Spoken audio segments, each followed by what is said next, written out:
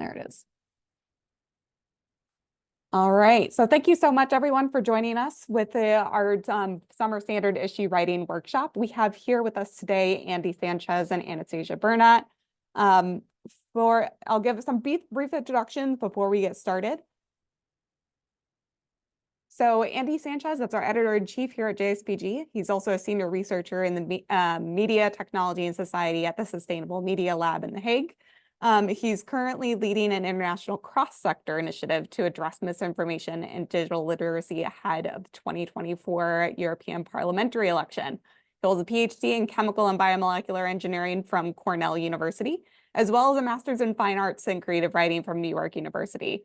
So I'm going to say, for people that have questions about what it's like to publish in JSPG, he's going to have some really great insight for you guys on some of the things that we're looking for and that our editors are going to be wanting from our authors. So he's going to be a really great resource for you all in that. We also have Anastasia Burnett who is a data scientist at the Pacific Northwest National Laboratory, but she chairs the Science Communication Committee at the National Science Policy Network, and she's the lead developer and showrunner of the Writers' Room at NSPN. And as we've talked about before, but as you can see in all of our promotional materials for this issue, this is a joint issue that we're doing with the National Science Policy Network. Really excited to be partnering with NSPN on this. So really great to have Anastasia here with us today. Her background is in environmental science and English, and she has a passion for projects that really put that value on human life discovery and the environment. So thank you so much for joining us. Okay, moving along my slides here. So just going to be putting out the word, if you're here today, you know that we are currently looking for papers for our summer standard issue that we are doing jointly with the National Science Policy Network. The deadline for that is going to be May 26th. And so we have submission information on our website, and we're going to be going over a little bit of some of the nuts and bolts of what we're going to be looking for in this issue. So first of all, I just want to go over what are these organizations, what are we all about? So Journal of Science Policy and Governance, we're really here to try and catalyze that engagement of students and early career scientists and trainees in science policy and writing, and trying to help people who are used to that more academic writing be able to apply those skills in a policy setting. So we are an internationally recognized open access peer-reviewed journal, and we're a lot more than just a journal, but that's like the foundation of who we are. So we really want to serve as that vehicle for students, early career scholars to be able to publish these articles that are concerning every corner of science and technology policy. And we're an independent platform for students to be able to publish this work, bolster their research and their writing credentials. And we're wanting to encourage you all to, beyond writing articles for our journal, really to engage and contribute to the policymaking process at all levels of governance. So we have a lot of professional development opportunities in addition to the really great work that we do on that, article publishing side of things. So you all are here today at our writing workshop. We put on multiple webinars. We also have our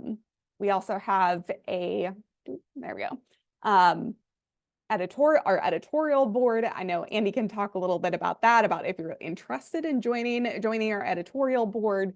We also have our ambassador program, which we'll have a little bit more information about coming up here soon, but we do have an open call for applications for this right now through June 7th.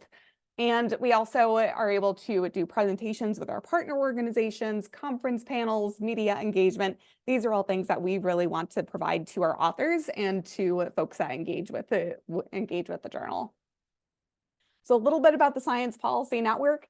Anastasia, if I can let you go over this, I'm happy to progress the slides, but given that you are an NSPN representative, I want to give you the chance to platform your organization. Yes, definitely, no problem. So NSPN is a really great place if you're an early career scientist or professional, but we really welcome all professionals. But mainly the main places in which NSPN kind of delivers and enables you as an early career scientist to progress in your ambitions is letting you get access to a lot of programs and resources in science advocacy, diplomacy, communications, diversity, equity, inclusion, and more. And so this is really a great space to find that community and get those resources in your hands. Next slide. It's originally was founded as a grassroots organization with this founding mission to build a sustainable and resilient world. And what's great is that we're pretty big. We're kind of this big digital community of over, 1,700 members, mostly early career. And like I said, I mean, you should meet these people. It's really the people that make the organization great. They are advocates, they're paralegals, they're writers, they're filmmakers, they're journalists. They're more, they're diplomats. Everyone I meet, they're leaders of unions. They're fantastic people. And so that's really where kind of like the joy and the magic happens. And we also have these kind of programs that exist, which include the SciPol Scholars and the Science Diplomacy Fellowship, which are kind of our two central fellowships and scholarships that we offer if you're looking for more of a career advancement where you can get hands-on experiences, meaning like you can go use funding that NSPN can provide you upon acceptance to go on and have a residency, maybe at a media news desk, or to go work internationally at an organization. So these are kind of the opportunities we provide, and I really encourage you to join, especially because it doesn't really matter where you live. Like I said, we're digital, so if you want to join, you can. Excellent. Thank you for that. So I'm just going to put this slide up here again to remind you all our deadline for submissions is going to be May 26th. We really encourage you to apply, and this workshop, we're going to go over some of the basics of science policy writing. What is it? What are the different formats that we accept in this issue? But as we're going to have a space for you guys to ask questions in a small group setting at the end. So, come with your questions, be thinking about what you want to hear from it. We have two great representatives here from both JSPG and NSPN who are going to be a really great resource for you guys. And I realized at the beginning, I actually did not introduce myself. So I wanted to take this time to just say, first of all, I'm Hannah Fry. I am the Director of Programs and Events here at JSPG. Also a former JSPG author, and got to go through the editorial and publishing process with the journal at the beginning as well. So if folks have a question about what it's like to be, someone who's published in JSPG, happy to talk about that in the small groups when we get there. So moving on to some of the nitty-gritty on what we are looking for in this issue. So this issue, the goal is really going to be amplifying these ideas from the next generation of scientists and policymakers, and then how can we put those ideas into action? So one of the things that we really want with this issue is to give students and early career professionals the opportunity to both put their ideas in writing, and then after the issue is going to come out, we're going to have some workshop and webinars of then what's next. What can you do with what you've written to bring it into action and policy? So we're really going to be encouraging submissions that highlight policy opportunities and audiences that center justice, equity, diversity, and inclusion. That's something that's very important to both JSPG and NSPN, is how are we looking at policy and science policy, not just through a lens of what has been done in the past, but how it can be applied to populations that are often not represented in these spaces. So that's something that we really encourage our future authors to be looking at in this space. So I'm going to say it again, deadline, end of day, May 26th. And these submissions are going to be reviewed by our JSPG editorial board led by Andy. And these accepted articles will be undergoing that peer review process. So, you've probably undergone the peer review process in academic journals if you published academically before, or at least you've listened to your colleagues in science talk about that process. I will say, as someone who's published in JSPG, I found it a really collaborative process, like both when it was accepted in the editorial and the editing process, And so you'll be going through that similar to what you would with an academic journal. But I found the like editing and like fine tuning the journal article afterwards was much more collaborative with JSPG than I would say it necessarily was in my academic publishing experience. So some article formats. Andy has some updates on this, so I will let him take the lead here. Yeah, sure thing, Hannah. So we accept a variety of formats, and we very recently, and in particular for this issue, are trying to update the formats that we accept, really to try to encompass and represent the breadth of the science policy activity that's happening at the early career research level. So some of this you're probably already familiar with if you've attended JSPG events or NSPN events, or if you've read some of our publications. But policy memos, this is short work up to 2,000 words that's really just analyzing a small number of policy options. Policy position papers, that's sort of letting you expand and look at a few different policy options and view them in comparison and make a final recommendation. We're excited to transition and actually offer more space for research-based op-eds. In comparison to the typical op-ed you see in a newspaper, we would like this to be more research-driven, heavier on citations, but we're still looking for that persuasive argument, just 600 words. So really brevity is the name of the game, and really trying to make a convincing argument.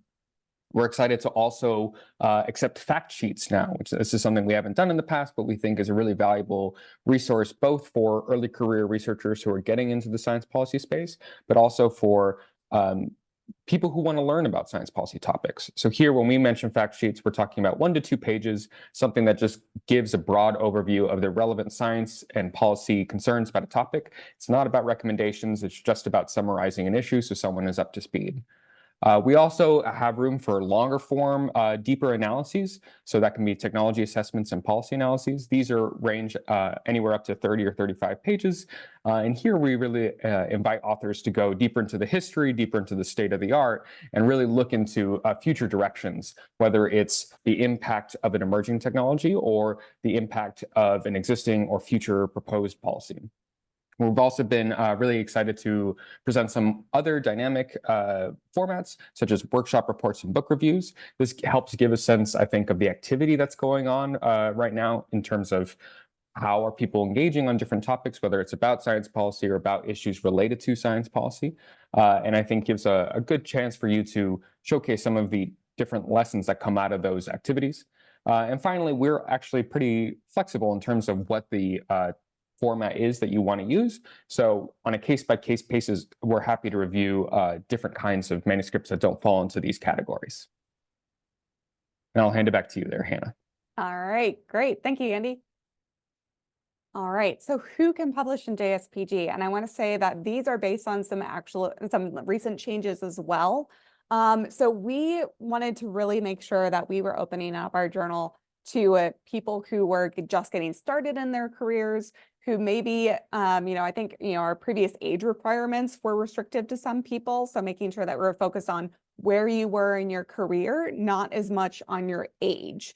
And so that's something we've made some changes in there. So for JSPG authors, our requirements that are at least half of the authors must meet one of these following conditions. So current students, people who are undergraduate or graduate students, postdocs, or someone who was recently a postdoc within 10 years, current policy fellows of any sort, or if you are a recent fellow within 10 years, early career professionals, or people who are within 10 years of full-time professional work, within 10 years of earning your last degree. And we also encourage submissions from all disciplines and professional backgrounds. So we aren't limited to a single kind of disciplinary background. And we also ask that senior authors that can co-author submissions, but at least half of the co-authors must fit at least one of this eligibility criteria. And we request that people who match this eligibility criteria are the ones who are the primary authors. So next, we're going to go over the basics of science policy and writing, but I just wanted to ask, first of all, if any of our participants had any questions about some of those initial points about this standard issue. So if anyone has a question about the nitty-gritty of the issue, please raise it now, and we're happy to see if we can address it. Yes, Jamaica. Hi there. Thanks for bearing with me as I had lunch. I was interested in submitting a policy brief, and that's something that was reviewed on or on the list on your website, but not on the list that was just previously discussed by Andy. Are they still of interest for this issue, or should I think about formatting it differently? Yes, I think the clarifications that we provide that I listed here really sort of try to make things a little bit clearer. I think that there's quite a lot of overlap in our existing formats that we accept. So I'm sure what you're working on is still relevant. You might consider some tweaks, but I wouldn't be too concerned about making sure that it's totally different based on these new requirements. Okay, thank you.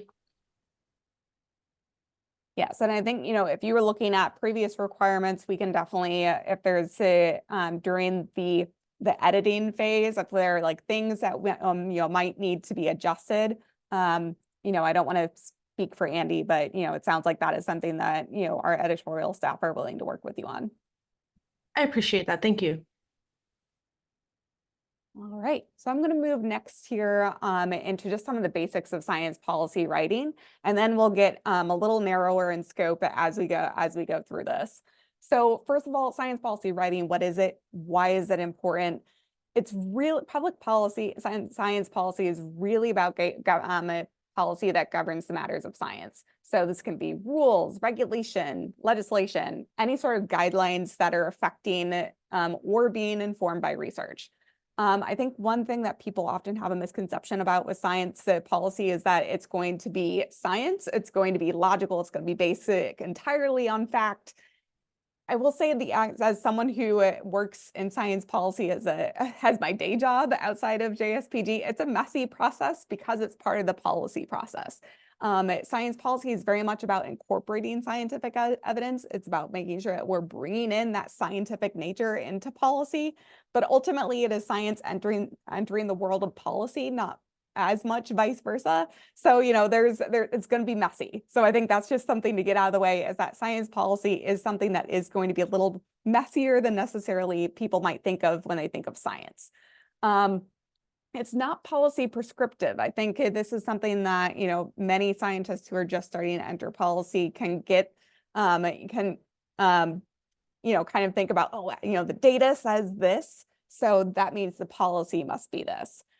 It's not going to be the only voice in the room when in a policy discussion. So this is something that we want to make sure that our authors are taking into consideration when they're writing these articles, is that the scientific data is a really important part of science policy, but it's not going to be the only voice in the room.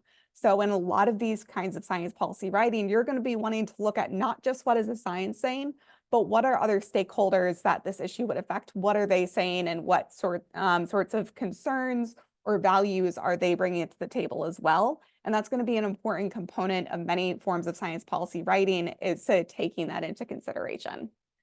And then something to also keep in mind is most of those who are making policy in a professional setting are not scientists. We have, we're getting a lot of scientists in this space, and that's really important to have scientists at the table. But we also need policy experts. We need legal experts. We're going to need people from the business and industry communities. We're going to need people from nonprofit and patient or community advocacy organizations. So it's a very collaborative effort where scientists, we need to be at that table, but we aren't going to be the only ones who are in the room. And then something you'll see in quite a few discussions of science policy is these two terms, policy for science and science for policy. So policy for science is going to be those decisions that on how to fund or structure scientific research. So this is, how do we govern science as an institution, as a practice, in a country or jurisdiction, or even on an international stage. Then there's science for policy. So how can scientists help inform policymakers? How can scientific data be used to try and assist and improve policy? And I think one of the key things that, is, incredibly important to science policy, and I think should be clear to many, but is just something that needs to be reiterated, is that science should inform policymakers, but politics should not be influencing scientific integrity or results. And I think, this is where, scientists have often had to like put down their foot and say like, no, we're going to stick to the science. We're going to stick to what the evidence is, because we want to make sure that, science is, maintaining that integrity in this space. So who's writing these kinds of memos? I think especially for a journal like JSPG, one of the things that's really valuable about it is it gives people who may not often be able to get the experience writing these kinds of articles. It gives them the chance to do so. So quite often it's going to be both science policy enactors and influencers. So who are the enactors? These are governing organizations such as the White House, executive agencies, Congress. Who are the influencers in that? That's going to be think tanks. It's going to be universities, national academies and scientific advisory organizations, foundations, consulting firms even.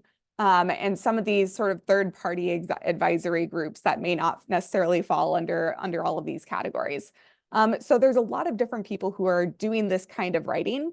And so we want to make sure that people who are contributing to JSPG, this is a way for you to get that experience before you might be thinking about, would I want to work for any of these kinds of organizations doing science policy writing?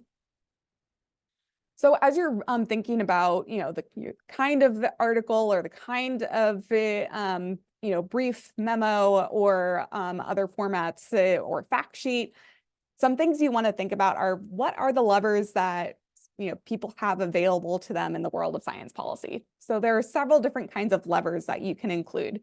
So you can create, expand, reform, or remove a program or initiative.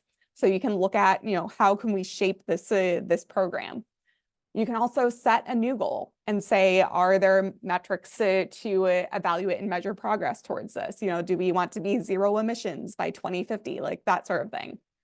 Adopt, revise, or eliminate a policy or regulation. So is there something in statute that is getting in the way of progress or something that you think should be added in order to make sure progress can happen?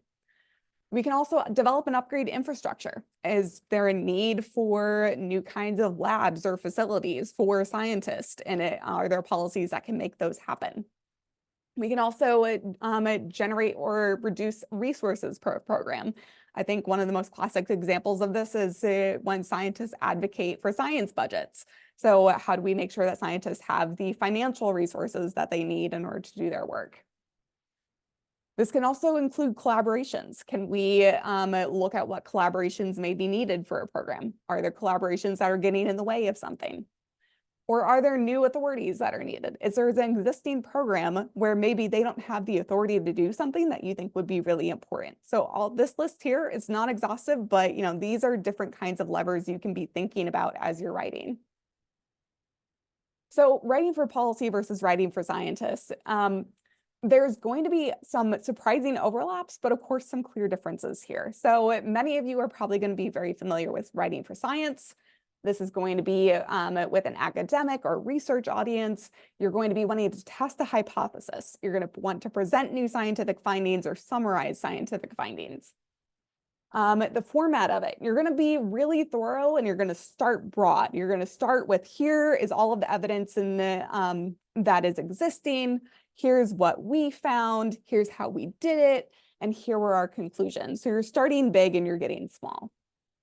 And then you're going to be presenting everything you collected. You're going to have supplementary materials. You're going to be having graphs. You're going to be having charts. You're going to be presenting as much of your data as you can to back up your conclusions. And then you're going to have an academic tone. You're going to use field-specific terminology that your peers are going to be able to understand. And you want to be communicating that clearly, but that someone who may be not from your field may not be familiar with all those terms. So quite often I've seen academic writing as a sort of a funnel shape where you're starting with all of the information and then narrowing it down. All right. And so for policymakers, your audience is going to be policymakers and policy stakeholders. And then the goal is going to be a little bit different than it is in science writing. So in science, when you're writing for an academic journal, you know, your goal there is to really present your data and your conclusions. In policy, your goal is going to be both informing your audience as well as from not all types of policy writing. And, you know, this is something where if you look on our websites, different kinds of policy writing formats are going to have either it's going to be purely informational or some are going to be persuasive. And so this is where you're going to want to persuade your reader to support or reject something. You're going to have an inverse format here. So you're going to start with the take-home message, and then you're going to then start to elaborate on it. So it's that inverse of what we saw in academic writing. And then the data that you're going to present, you are not going to have room to be able to present everything. So you need to make sure that you are presenting things in a way that is both accurate and including the relevant data, but you don't want to get so bogged down in details that the reader can't figure out what the main point of it is. So you're going to have to make sure that you are choosing any data or images that that are relevant to what you're trying to convey, but you want to make sure that the information that's in there is only the information that you need in order to do that. And your tone is going to be, very clear. You really want to avoid jargon here. You want to make sure that it can be understood by as many people as possible. So where's that common, we presented a lot of differences, but there's a surprising amount of common ground. And this is why I think for journals like JSPG, we think that scientists really have a role to play in this space, is because there's quite a bit of overlap between the goals of science and policymakers. So first of all, it's going to be building on prior knowledge and law. So in policy, you're building on what's already been done. And in science, you're building on what do we already know. There's going to be that incremental progress towards societal goals. We aren't going to get there all at once. And I think this next point, it often goes at a snail's pace until it goes fast. And so I think, in science, we've all had that eureka moment where you're working for months on something, and then all of a sudden the data starts coming and you're like, oh my gosh, like now it suddenly makes sense. It's very similar in policy where, you'll be working on it, and all of a sudden things will start moving fast. And so you're going to be combining data with values. And I think this is something where in science, people can get a little like, wait, what are you saying? But a lot of what we choose to research, a lot of what we think is important about why we're collecting that data is going to be based on our values. If we think health and, curing a disease is important, we're going to want to do research on that. If we think that creating a technology to make our compute speeds faster is important, that's where we're going to be researching it. So there's this combination of where our values are going to be guiding the kinds of research that we want, but we want to make sure that those values are not influencing our ability to collect and interpret that data. And then one thing about science and policy, staffers and trainees are often the change makers. So if you want to know what a lab is really doing, you go to the grad students. If you want to know what a congressman is, what they're working on, you go to his or her staffer. And, I think we see that in both science and policy there. And then ultimately, both of these are aiming to make things better, but you might just disagree on how to get there. I think we see this quite a bit in academic debates where, one scientist says, oh, it's this, my data is backing up this, and another might disagree. And so, it's not, I think this is something that we see in both worlds. And I think scientists can bring a lot to the table there of how do you have those disagreements in a productive way. So just a few kind of overview of some things we've already talked about, but kind of in policy writing, thou shalt be clear. Avoid jargon, use really clear, precise language. Be brief. You'll notice that the word counts that Andy went over before and that you'll see on our website, they're going to be pretty short for some things. And I will actually say quite often in policy writing professionally, it's even shorter. And so you're going to want to find out how you can pack the most punch in the least amount of words. And you're going to want to be feasible. You can have the greatest policy idea, but if it's not feasible, but something to think about in this though. It may not be feasible now, but are there policies that could make it feasible later? Is something that you can also incorporate in your policy writing. You want to make sure that you're relevant. Is what you're writing about, is it important right now? That's something that, when in many of these articles, if we're looking at something and it's like, it's interesting, but, it's not really relevant, be thinking about that as you write. Be timely, kind of similar in that, be relevant. You want to make sure you're accurate. This is where, science policy can get messy, but as scientists, you want to make sure that you are presenting data in the most accurate way possible. And that is still important even in the field of science policy. And you want to make sure you're convincing, especially if it's a persuasive format. Why should someone care about this? And, you can present all the good data in the world, but how does it impact them? And why is this something that needs to be taken action on? So a few questions to ask yourself as you're going through this process. Is there that relevancy? Is it persuasive? And can it be understandable by your audience? Is it feasible? Can you make sure that it's not just scientifically feasible, but is it politically feasible?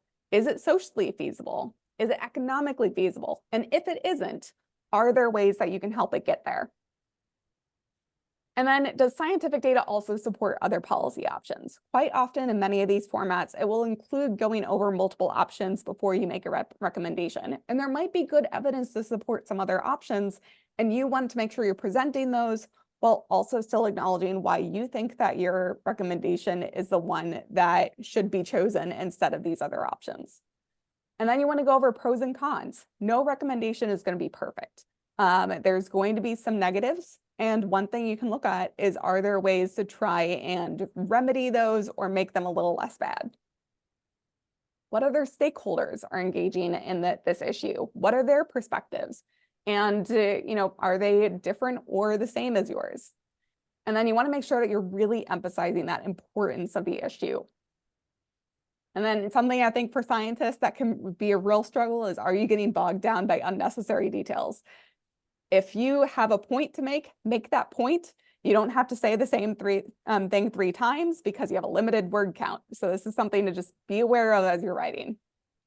So let's go over an example right here of a policy memo format that was published in JSPG back in 2020. So it's lowering preventable maternal deaths in rural Georgia. You'll see we have an executive summary here at the beginning. It's going to get right to the point of saying that Georgia's maternal mortality rate is one of the highest in the US.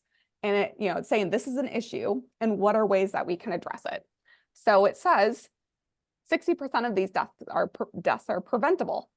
However, there's a lack of available providers, especially in rural areas, that make it hard to address these issues.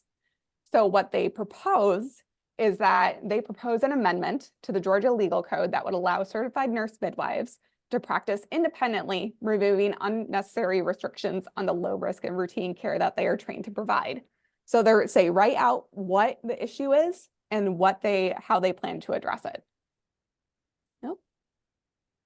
So then they have an introduction giving some background, what is the issue? They go a little more in detail here. And then one thing I want to point out, not all of these memos are going to require, or even these writing formats are going to require images. But if you have an image, I would limit it to 1, maybe 2. Andy, you can correct me. I don't know if we have like a limit on images, but you aren't going to have like a 12-figure memo, like that's, you want to make sure that if you have any figures, if you have any stats that you want to add in, if you have any charts, you want to make sure it's presenting data in a way that's really clear and really drives home your message. So here it shows where there's rural doctor shortages, and it's a really clearly outlined, there's not a whole lot of clutter on this image. You want to make sure that it's easy to read and really help support your point. So then it's going to go over policy options, and it's going to go over multiple. So one option is amending the Georgia Code to increase the certified nurse midwives to allow for independent practice. they're going to have both the advantages and the disadvantages of that policy option. And then they're going to present a second option of what can be done and the advantages and disadvantages of that. And then they're going to go over what their recommendation is and why they think that is the issue, that the one that is going to best address this issue. So like I said, this is just one format of the kinds that we accept. But to give you an idea of how these are structured, and you can go to past issues that JSPG has put out that go over these formats in more detail. So a few other resources you can be looking at. We have our past writing workshops and our past webinars up on YouTube. So you're welcome to go look at some others as well. Because every one of them is a little different. People bring up different ideas, so that's a resource that you can go to. There's also multiple books and resources available on this. So whether it be Beyond Sputnik, the U.S. Science Policy in the 21st Century, at the magazine Issues in Science and Technology, the National NSPN has quite a few resources on their website. The American Association for the Advancement of Science. And then also, if you're interested in careers in science policy, the California Council on Science and Technology does have a guide for careers in science policy. I'll make a plug that our brave and fearless leader of JSPG, Julianne McCall, was one of the co-authors of this guide. So a little bit about how you can get involved, first of all, in JSPG. So you can submit to us. I mean, this is what the writing workshop is going to be about, is about how can you get involved by submitting an article to JSPG. You're already here attending a workshop, so you've met that already. We also are looking for ambassadors, editors, staff. If you are interested in any of these, reach out to us. We'd love to tell you a little more about these. A little bit about the ambassador program, because we're currently recruiting for this. These are going to be current students who are going to provide support to our staff and support to the journal, and also give you some professional development opportunities to be able to say that, I worked with JSPG on X, Y, or Z, and our applications for that are open through June 7th. So I'm going to hand it over to Andy here to take it away on a few things that he would like to bring up to you guys. Sure thing. Thanks, Hannah. So I'm just going to walk you through the JSPG editorial pipeline. This kind of gives you an overview of the things that you can expect if your article is accepted. Well, whenever you submit an article, because I'll cover that as well. But just to give you a sense of, Hannah alluded to this earlier, but how collaborative this process is and how that's a real priority for us, particularly in our view of JSPG, and I think NSPN feels similarly, as an educational tool, as something for people to expand beyond the bench. So when articles are submitted to JSPG, they first undergo a desk review. This desk review is mostly just to weed things out that aren't really appropriate for JSPG. Oftentimes, for instance, we might have a special issue dedicated to a specific topic, and someone might have submitted a more general article, so we forward that onto another issue, things like that. Then it goes to our associate editor initial review. So here, a team of associate editors, somewhere between 3 to 5, depending on our staffing for that particular issue, will go through the article and they'll grade it on a number of factors. And you can find these exact questions that they're evaluating on our website if you go to the JSPG submit webpage, and you can see the submission guidelines. Those questions are exactly what we use when we evaluate a submission. We then look at the scores and take the ones that are the highest scoring with some adjustments to make sure that we don't have too much overlap in topics within a given issue. Then once articles are accepted, they're assigned 2 editors. So both these editors will give a full review of your work, and they'll, in the first stage, they'll provide a more content-based suggestion. So here they're really looking where are the gaps in your argument? Who is missing from this analysis? What things would they like to see that would really take this work to the next level? You'll then have 2 weeks to incorporate those reviews. You'll then send it back to us, and we'll have 2 more stages of review. First, it's a high-level review by JSPG editorial leadership, really, again, just looking for gaps in the argument. Then it's a finer review about language, formatting, organization from our associate editors. It goes back to you for another 2 weeks. And then we enter into the copy editing and publication phase. So as you can see, it's really like a back and forth, really trying to work together, asking probing questions to advance your work, not to tear it down, not to really make you go back to the to page one, but really to build on the things that you've already done and really elevate it to the next level. And this in total takes about 4 months from submission to publication. I also have a few tips for effective writing. Hannah did a really sensational job, and I would really amplify everything that she said, but I'll add a few things that I think I've noticed in my time with JSPG. I've been working with the journal since 2020 that I think really help determine what makes good writing. So first is starting from the audience. I think this, for any kind of writing you do, whether it's an op-ed, whether it's a policy memo, what have you, is really crucial because it kind of steers what kind of work you're trying to do. If you're trying to pull the different levers that Hannah mentioned, and you're thinking of one kind of audience, but they don't actually have access to that lever, it's a fundamental flaw within the argument, right? So really starting from the audience and going from there, I think will lend a lot of strength to your work. Oh, yeah. And then think about who you are as a neighbor. What's your relationship to that audience? Are they someone that you consider a neighbor? Are they someone who they consider a total outsider? And how does that change your argument and the validity of what you're trying to say? And I think if you want to just go through this slide, Hannah, just so you don't have to wait for me. So communicating impact, Hannah touched on this really well, but I just want to add to think about what kinds of impact matter. So a lot of times folks in policy writing focus on economics. What are the financial implications of what you're discussing? What are the financial needs associated with the policy that you want to implement?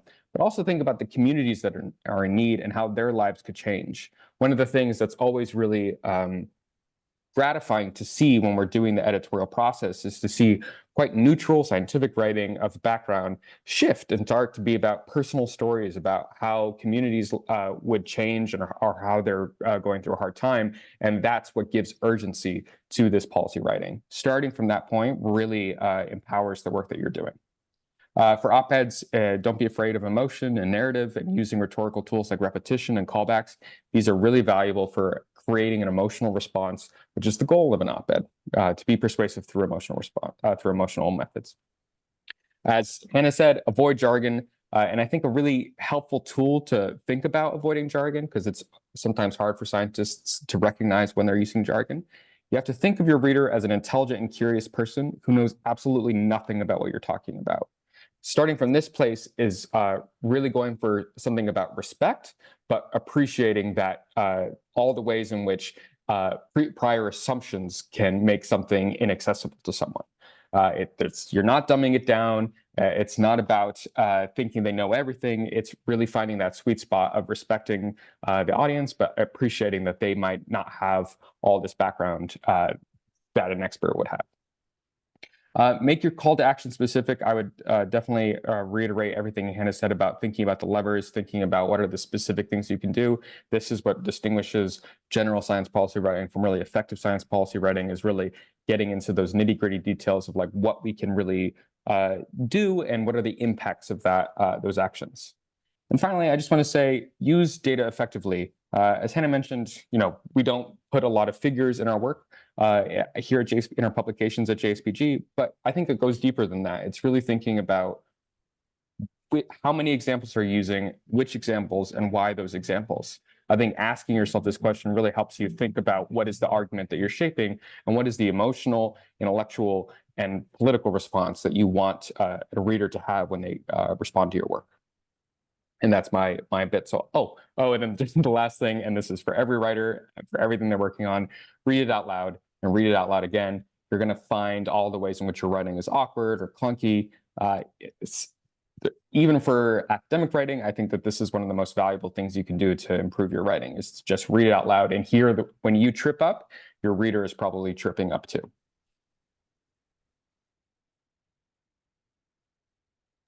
All right, I'll move over to Anastasia if you have anything to add there. Yeah, thank you so much. This has all been great tips and introductions and explanations. I think this is all really interesting too, because I kind of have like a split ideas between like, oh, what I see at PNNL and then what I do at NSBN. And so I think I actually might start with the PNNL approach and see how people think about this. So one thing I learned at PNNL is this acronym called NBAC, or like NBAC, which stands for Need, Benefit, Approach, and Competition. And we kind of like to say the goal is to not be a big A. So don't really get too deep in the weeds about your approach. It's really that benefit you are delivering to people. And so it should only be a small fraction, you know, that approach when you're explaining your solutions. And that's because really you're trying to solve like people's problems and pain points. Stakeholders are really interested when you're able to say, I have a solution for you and it's evidence driven and you have a compelling argument to make. And also that you put a dollar value to it, that you say like, I know what the literal value of my solutions are, just like how you might say, you know, you tell people like, know your worth, know the worth of your solutions. It's really effective when you tell others your policies and your solutions. You say, this is the timeline, this is the schedule, this is how I think it would pan out, and this is maybe the workforce behind it, the risks of it. And if you're able to really deliver that to a stakeholder, they would be really compelled by that kind of argument. So that being said, I guess part of that is also you want to be able to change their minds in some capacity, especially if they're on the fence. You know, if a stakeholder is like, I'm not sure about this, getting into that storytelling or that emotional side is really effective. And likewise, even though the visual component isn't emphasized so much in these submissions, I can't express enough how much that visual component actually changes people's minds for me in the daily, like instantly within like 20 seconds. And so I would almost even argue, although it's super effective to have evidence-based figures, I would say almost try being a bit imaginative. Try to say like, in this argument, you know, in this figure, we're going against this competition and we're solving this thing. And it doesn't have to necessarily be data. It just has to be the idea you're trying to convey. And that really seals the deal for a lot of decision makers. And so kind of bottom line, don't be a big A and know the worth of your solutions and make it pretty, I guess.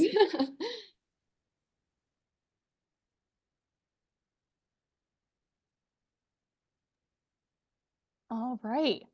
So I think we're going to move on here. I have a few questions for our guests here, and then we'll move on to our small group discussions. Probably around 1:10 or 10 or so.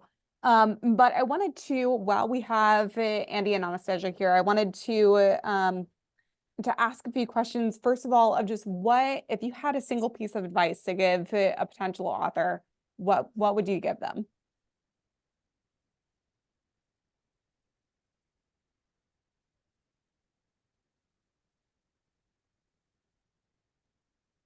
Yeah, I mean, certainly some of the things that I mentioned before,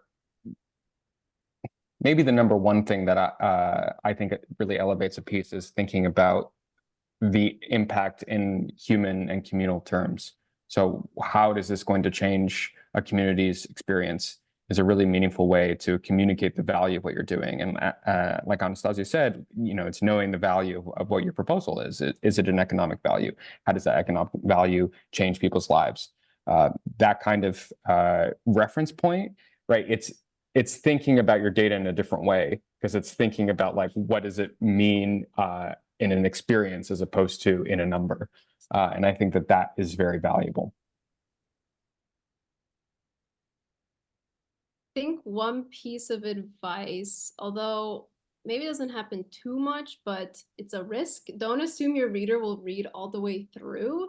And so one of the places where one of the moments where I'm like, that's really effective writing, it's when you carry out your analyses through the piece and really kind of self-contain things or wrap them up. Because sometimes, you know, it's writing can be this this labor process, and that's not necessarily the reading process, you know. And so delivering the reading process of knowing, okay, the reader may not finish, that's a risk.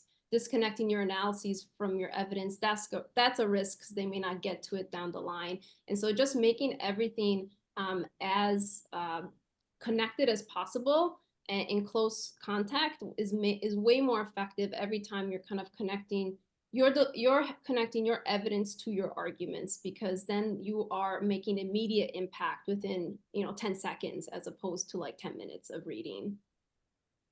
I just want to amplify that. I think that's a really great point, especially because I think as scientists, so much of your time is dedicated to experiments or data collection and your methods, right?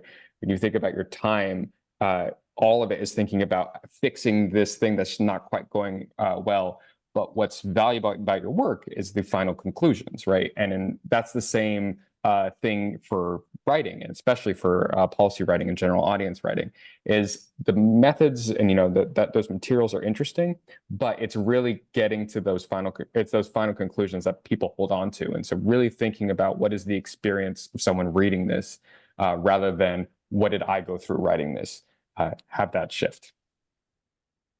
That's great. Yeah, and I think both of you have this. Yes, and if people need to leave, we are scheduled to go until 1:30, but we understand if if that doesn't work for everyone. But wanted to also talk a little bit about both of you have been in the science communication space for quite a while. Just what are things that you've seen that you've read a paper or you've been to a presentation that you felt went really well? And what was it about that piece of writing or that presentation in science communication or science policy that made it stand out in that way?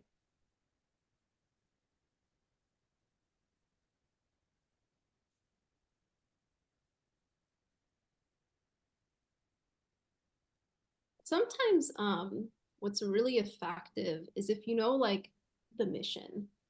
Sometimes, and that could be anything, but I just remember like very, very memorable presentations where scientists may go up and they like thank their moms at the end of the presentation. Like, I understand I'm at a conference for women scientists and I'm making an appeal for maybe Black female scientist or my mom who helped me along the route. And so I think like giving people a sense of like why you're doing this, what is the mission, is really effective in storytelling, which is a little different than the goal. The goal is like, here's the solution, here's how I think I'll execute it. But the mission is like, how are we trying to make the world a better place? As like cliche as it is, I think alluding to that as like, what is bigger than myself, and this like research I'm trying to provide is super, super effective. Yeah, I think that's a great point, and goes back to something I said earlier about making these things personal. And not, I mean, our work is data driven, but it still affects people in the end. That's the whole idea behind science policy, right? Is that it's getting to these institutions and these personal experiences. The thing, well, one, I don't know how replicable this is, but it's a nice way to frame how you think about writing something in this kind of format. Earlier in my tenure at JSPG, we had a really fun publication that was about challenging the lingua franca of science. So rather than thinking of science as a default as being in English, they were advocating for science being in multiple languages and being more inclusive and connecting with different communities that way. And they walked the walk. They translated the piece into, if I remember right, Spanish, French, Greek, Hindi, and Arabic.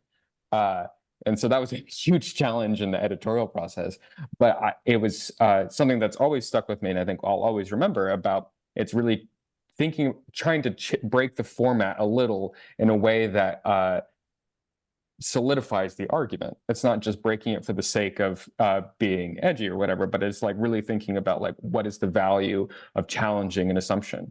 And I think, well, that's a very unique case, taking that sort of imaginative stance, I think, is really helpful in making your work memorable.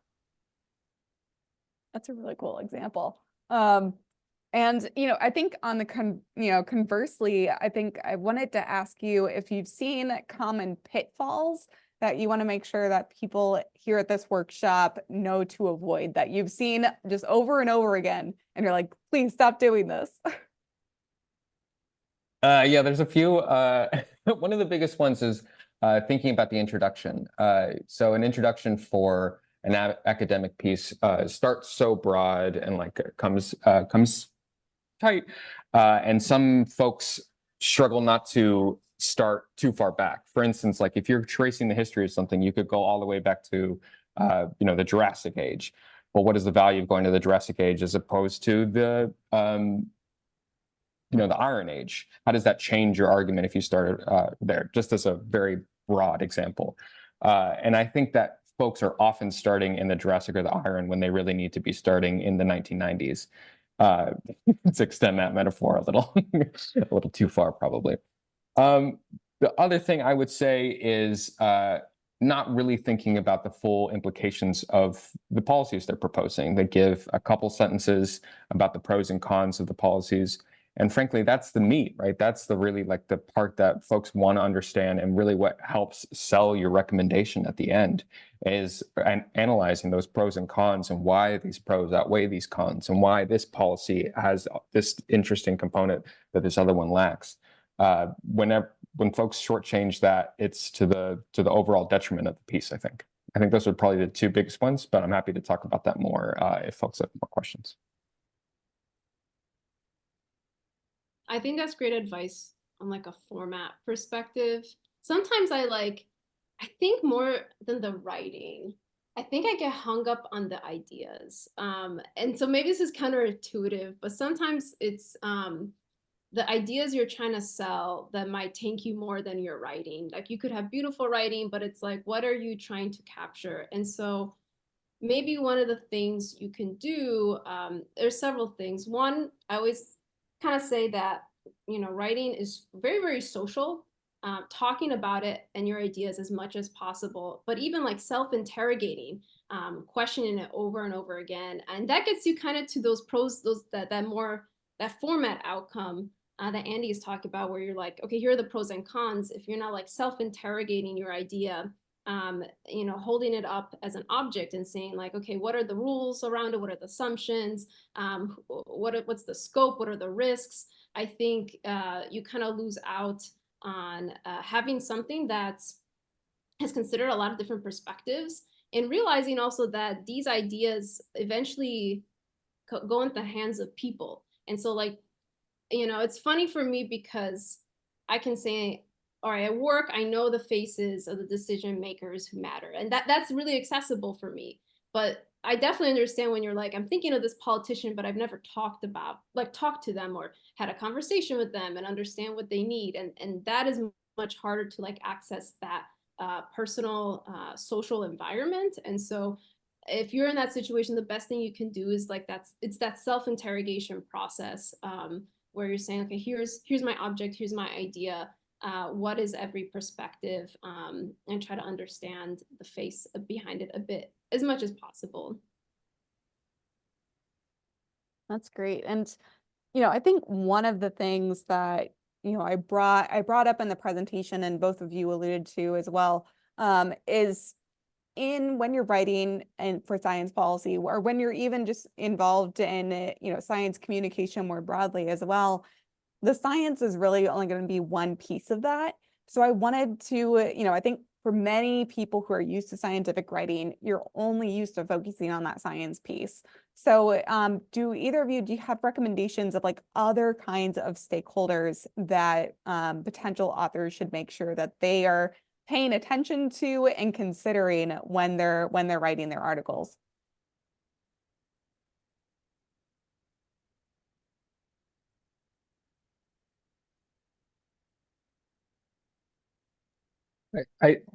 Forgive me, my dog's in the background, but the thing that I've sort of hammered this point home a few times now. So, but I think it's related here is just really thinking about the stories, the personal stories, and in a similar way that quotes from politicians, right? So thinking about how these non-quantitative metrics have value in the space of the argument, and that really opening up your sense, your definition of evidence in that way, I think will help you look for new sources. So that might be an burgeoning nonprofit that's thought about this. That might be an intergovernmental organization that did a treaty on this. That rather than thinking locally, starting to think nationally. I think one of the most fun things that's happened in the past couple of years, and been a very dedicated effort for JSPG, is making our journal generally more international.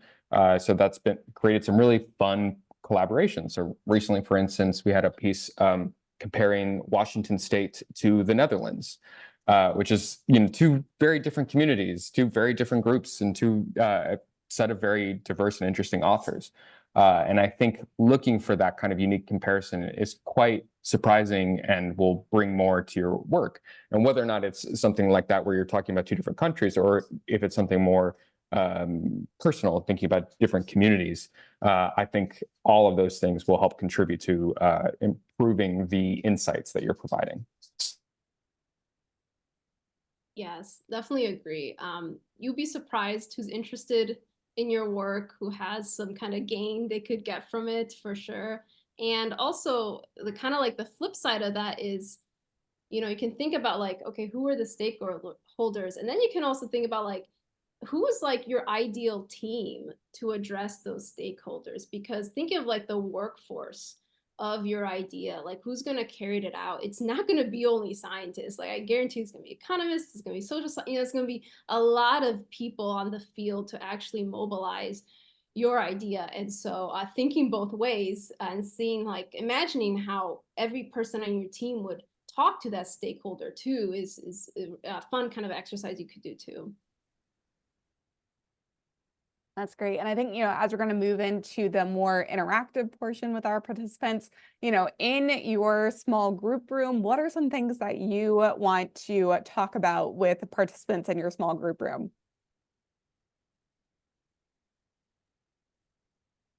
Yeah, definitely. I'm very curious about, I think I mentioned like that value component, that benefit component that people are writing about with their ideas. And I guess the level of concreteness. So I guess what I mean by that, like, is it a product or is it like a regulation? Like, how is it getting delivered in your case? And so I'm just really curious to hear about like the reality of it, like how you imagine it playing out. For my part, I'm pretty open to what folks want to talk about. So I'm happy to just have a discussion about things you're working on and provide the insights that I can.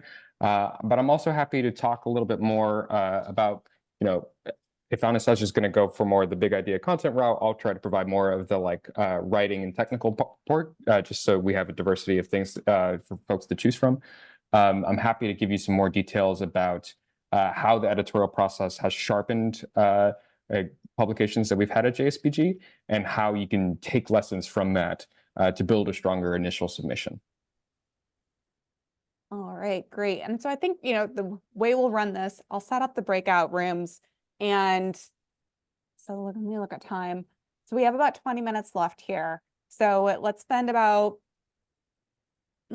like 7 minutes in the breakout room and then switch. That way, if folks really have a question for Andy and for Anastasia, they get the chance to ask both. So I will set that up now so we can get folks sorted into there. So if you get put in one room, but you have a question for the other panelists, no fear, you will have your chance. So I will get people set up and I'll kind of bounce between the two rooms. Given we don't have like a super big group, I don't want to split people up too much. So we'll just have you two leading those rooms and then we'll do the switch. So breakout rooms.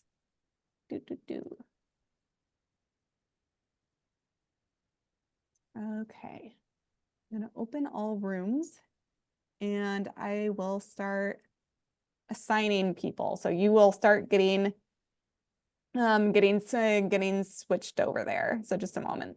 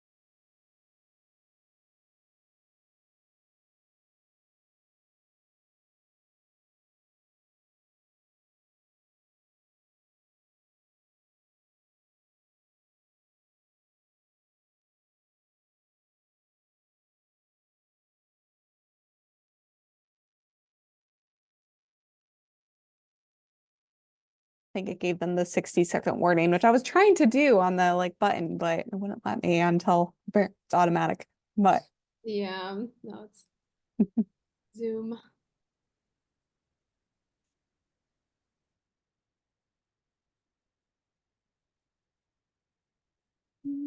okay. But we should have them come in here soon. Okay.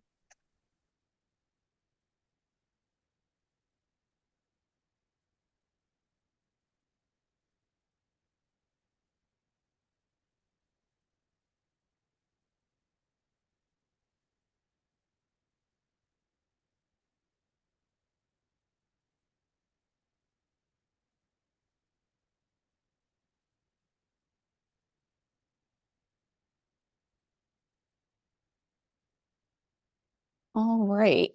So I think we have most everyone back, but thank you so much for sticking with us to the end, guys. Really hope this was helpful. And, if you have additional questions, please feel free to reach out to me or any of our speakers. And we would love to help you guys through this process. Once again, the submissions are due May 26th. We really hope you submit. We're looking forward to seeing what ideas you guys put in. And I'm gonna give you guys back the rest of your day, and I hope that you're able to have a little bit better of a sense of what we're going to be looking for in this issue, and really hope that you guys submit. So thank you so much, everyone.